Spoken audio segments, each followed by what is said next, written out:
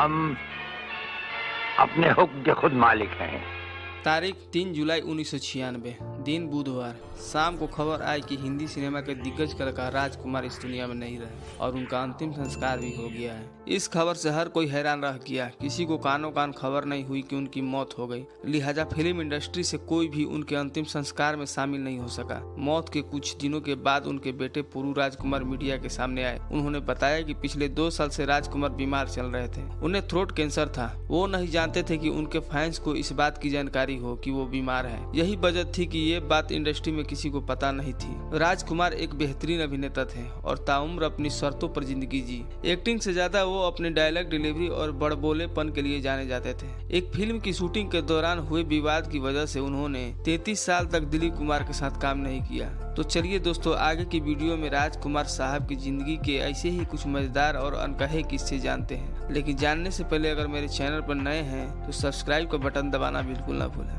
8 अक्टूबर 1926 को British India के बलूचिस्तान में जन्मे राजकुमार का असली नाम कुलभूषण पंडित था। कश्मीरी पंडित परिवार से ताल्लुक रखने वाले राजकुमार 1940 में मुंबई आ गए थे। यहाँ पर उनकी पोस्टिंग सब इंस्पेक्टर के पद पर हुई। वो कभी भी एक्टर नहीं बनना चाहते थे। लंबी हाइट और पर्सनालिटी की वजह से उनके दोस्त कहते थे कि उन्हें फिल्मों में हाथ आजमाना चाहिए, लेकिन इस बात को वो सिरे से नकार देते थे। एक दोस्त की जिद पर उन्होंने अपना फोटो शूट कराया। फिर उस दोस्त ने उनकी फोटो डायरेक्टर नजम नकवी को दे दी। राजकुमार की फोटो देखते ही डायरेक्टर बहुत खुश हो गए और बोले, ये तो हीरो मटेरियल है, इसको मुझसे मिलने के लिए बुलाओ। मुलाकात के बाद डायरेक्टर नजम ने उन्हें 1952 की फिल्म रंगीली में कास्ट किया। इस तरह से राजकुमार ने फिल्म इंडस्ट्री में कदम रखा।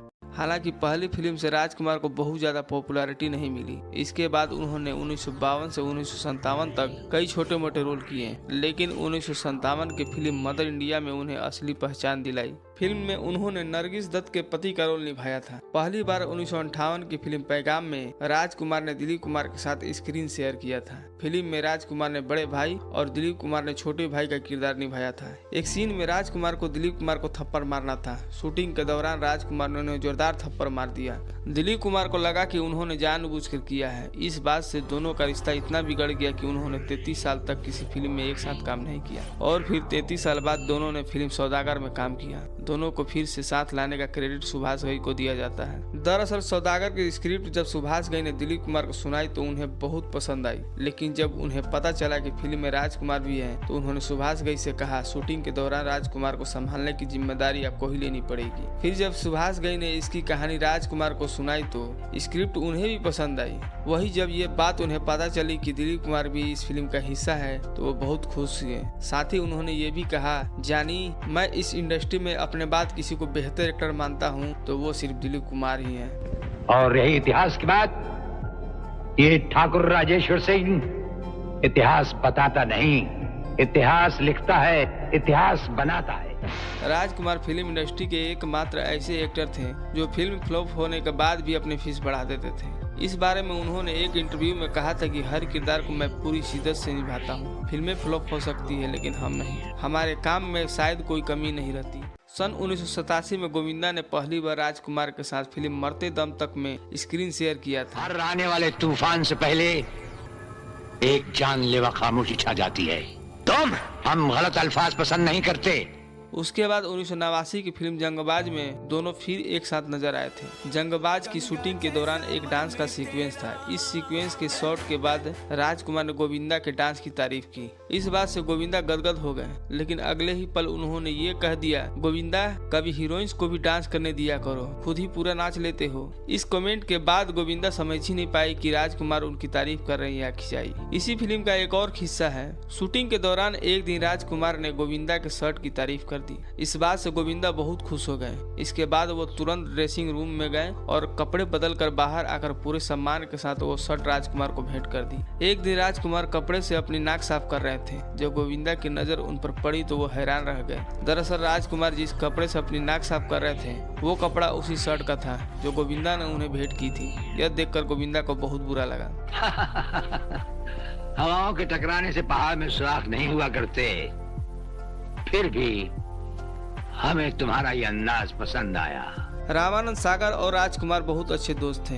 एक बार रामानंद सागर फिल्म आंखें का स्क्रिप्ट लेकर राजकुमार के घर गए थे। फिल्म की कहानी सुनाने के बाद उन्होंने कहा कि वो अपनी फिल्म में उन्हें बतौर हीरो कास्ट करना चाहते हैं। तभी राजकुमार ने अपने पालतू कुत्ते को अपने पास बुलाया और पूछा, क्या तुम इस फिल्म में काम करोगे? जब कुत्ते ने कोई हरकत नहीं की तो उन्होंने रामानंद सागर से कहा, जब ये रोल मेरा कुत्ता करने को तैयार नहीं तो भला मैं कैसे इस रोल के लिए हाँ कर दूं? उनकी ये बात सुनकर रामानंद सागर को बहुत बुरा लगा और वो बिना कुछ कहे उनके घर से चले गए। बाद में इस फिल्म में धर्मेंद्र ने काम किया था।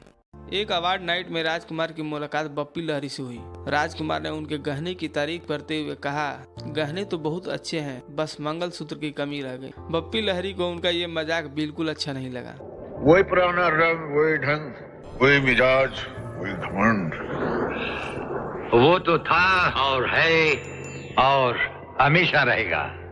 फिल्म जंजीर अमिताभ बच्चन के फिल्मी करियर के लिए मील का पत्थर साबित हुई थी। हालांकि ये फिल्म पहले राजकुमार को ऑफर हुई थी, मगर राजकुमार को डायरेक्टर प्रकाश मेहरा के तेल की खुशबू पसंद नहीं थी जो वो अपने बालों में लगाते थे। इसी वजह से उन्होंने फिल्म जंजीर में काम करने से इनकार कर दिया था। फिल्म काजल की शूटिंग के पहले दिन राजकुमार ने धर्मेंद्र को देखकर कहा, जानी फिल्म की शूटिंग के लिए हीरो चाहिए था, कोई पहलवान नहीं। ये सुनकर धर्मेंद्र बहुत गुस्सा हुए, लेकिन उन्होंने बहुत अदब के साथ कहा कि वो उनका मजाक ना बनाए। फिर भी राजकुमार नहीं माने तो धर्मेंद्र ने उनकी कॉलर पकड़ ली। यह देखकर सेट पर मौजूद लोग सभी हैरान रह गए। ये बच्चों के खेलने की चीज नहीं, हाथ कट जाए तो खून निकल आता है।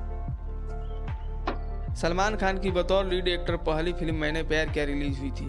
ये फिल्म ब्लॉकबस्टर साबित हुई थी और सलमान रातों रात बॉलीवुड के टॉप स्टार बन गए थे।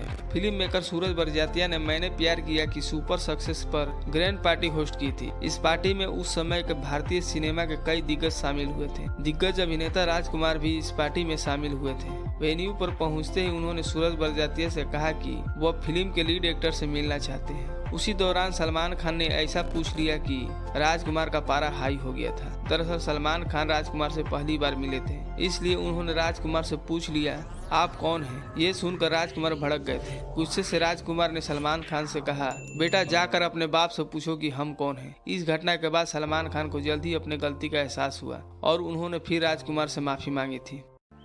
सेठ, जिनके अपने घर शीशे के हों वो दूसरों पर पत्थर नहीं फेंका करते। एक बार किसी पार्टी में अमिताभ बच्चन बेहद खूबसूरत सूट पहनकर पहुंचे थे। उस पार्टी में राजकुमार भी मौजूद थे।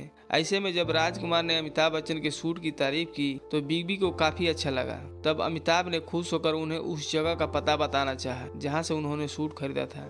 इससे पहले कि वो कुछ बोलते राजकुमार बोल पड़े, दरअसल मुझे कुछ पर्दे सिलवाने थे। यह बात सुनकर अमिताभ बच्चन भी मुस्कुरा कर रह गए।